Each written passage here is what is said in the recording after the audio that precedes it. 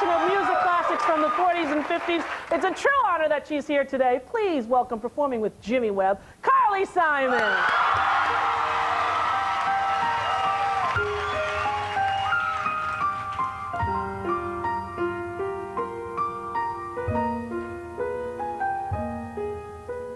Spring will be a little late this year, a little late arriving in my lonely world over here. For you have left me, and where is our April of old? Yes, you have left me, and winter continues cold, as if to say that spring will be a little slow to start, a little slow reviving that music it made in my heart.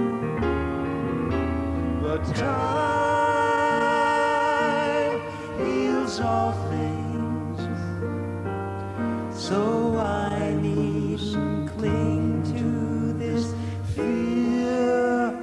It's merely that spring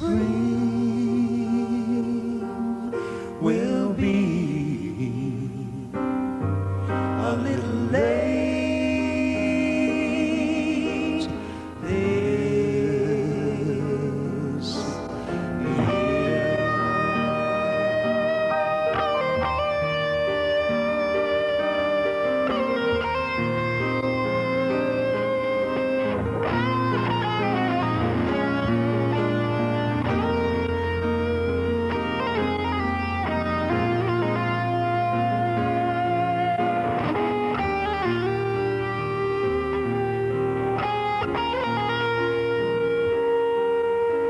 But time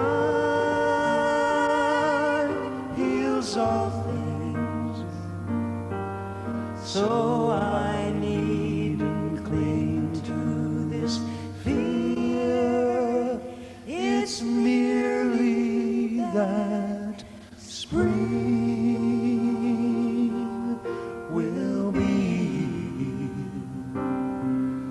a little late this year.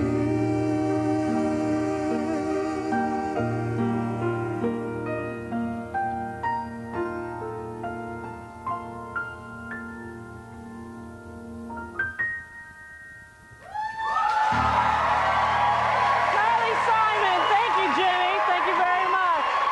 That was beautiful. Don't go anywhere. We're going to talk with Carly Simon right after this break.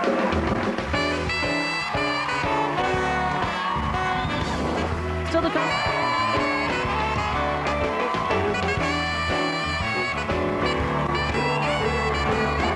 Back with the amazing Carly Simon. Film Noir is the new CD. And hey, do you live in New York? Would you like to meet Carly? Tomorrow. Tomorrow would be the day to do it. At Tower Records at 66th and Broadway tomorrow, starting at 3. You're going to be there signing the records. What about that? What a plug. How about great. that? Yeah. Does that make you nervous to do those things? No, I love to meet the audience. I mean, I love to meet the people who like my music, because the fact that I don't perform live a whole lot. This is one of the ways that I get to meet my audience, the people out there. So. And you don't perform live because you have a little stage fright thing happening? That's so well put, Rosie. Yeah. Well, you know, I didn't want to dwell on it. I thought I'd drop it there and see what happened. Yeah, and I've always found it very, very freaky to get in front of a huge, huge crowd of people that you can't see. Right. See, if I can see, I could do anything in front of you guys because I can see your face. So maybe Well, the not whole anything, secret but- is better lighting for you. I know, if I could see, well, and then cut off the audience at the last row that I can actually see what their eyes are doing Yeah. and what their mouth is saying. It is a little bit freaky. I'll agree. As a performer, when I've done like bigger venues, it is a little scary. You can't see, and you lose your perspective a little bit. Some people say that they like to get on stage and have the lights blind them so much so that they can't see even the first person. Right. And they say that Leonard Bernstein was like that. For instance, he said that if he could see somebody, that he would get very, very scared. If I can't see everybody, I get uptight. Okay, well, next time that you're in concert, everybody bring a flashlight and put it right on your face like this. And Carly will do the whole show without a flinch. Now, I know it's according to the research I read about you, you didn't really want to be a singer? No, I didn't want to be a performer because of my sort of shyness in front of large crowds, and I thought I would just be a writer, and that I'd get my songs out to people who would cover them. But Right. it didn't turn out to be like that at all, because I wrote songs that nobody can sing, not even me. I mean, they're just not necessarily singer-friendly songs, because I like interesting intervals and Right. things that most singers don't like. That's one of the reasons I love doing albums of standards, is because these were songwriters who wrote for singers. Right. But when I write for myself, I think, well, I'm the only one that has to suffer through it, so I might as well sing, Really? Now, is that, like, because I sing your songs daily, and I, who am not an accomplished singer, I've never had trouble. Oh, well, I guess there are a few that leaked out. Really? Yeah, Like, that were we have a okay. couple. Look, I could...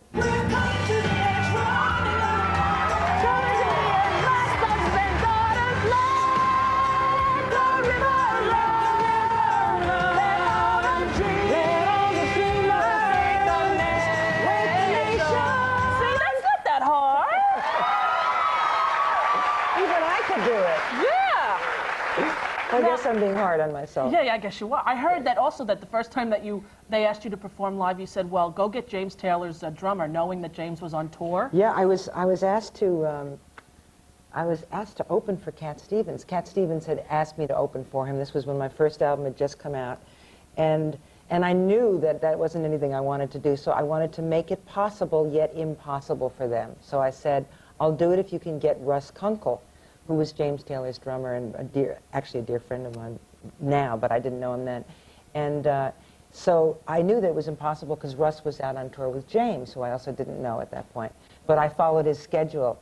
And so I knew that Russ was not going to be available, but the next day the head of the record company called back and said, well, we got Kunkel, when do rehearsals start? They got you. Yeah, they got me. There was no way out. So I got a guitarist friend of mine named Jimmy Ryan and a piano player named Paul Glantz, and we rehearsed 5 songs in New York. We went out to the West Coast, had 1 hour of rehearsal with Russ, and opened on April 6, 1971 at the Troubadour in L.A. for Cat Stevens with just five songs. And how did it go? Well, I was so paralyzed with nerves, and one little thing helped me out so much. The angel was looking over my shoulder, and the microphone in front of the piano was one of those microphones that's not solidly screwed onto its stand, and it kept on going over to the side as I was singing, so I would have to follow it over. And then when it would get this far over, I would swing it back as if it was a typewriter, you know, the way you...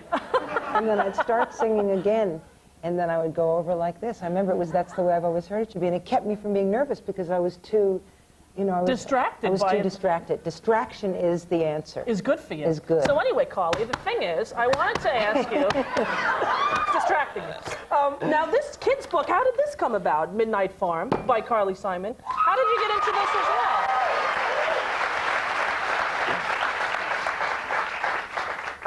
I started telling my kids stories when they were very, very little.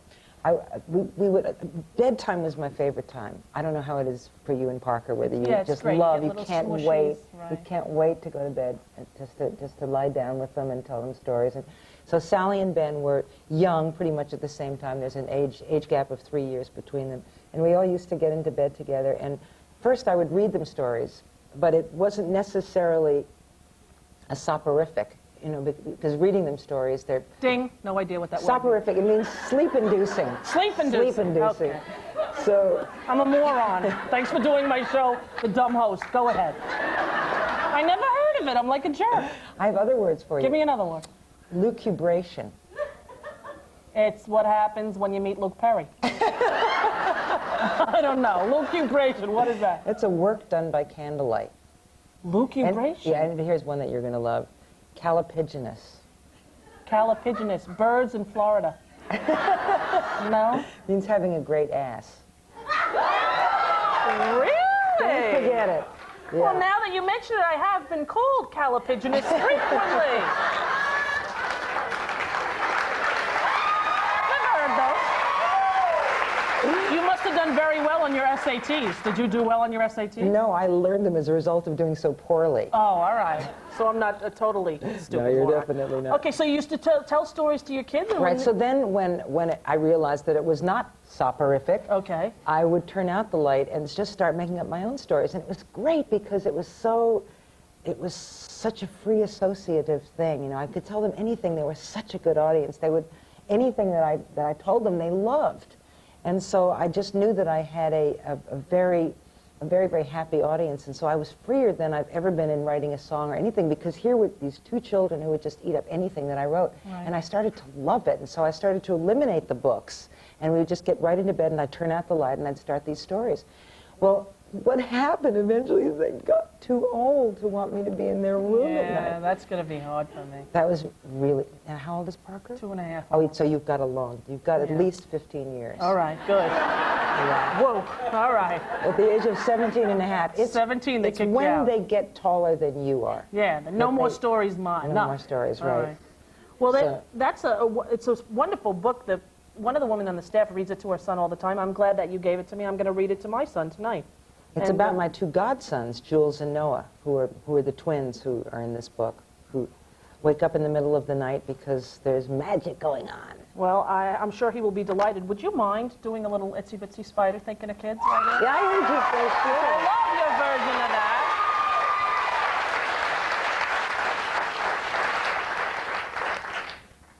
The itsy bitsy spider climbed up the water spout.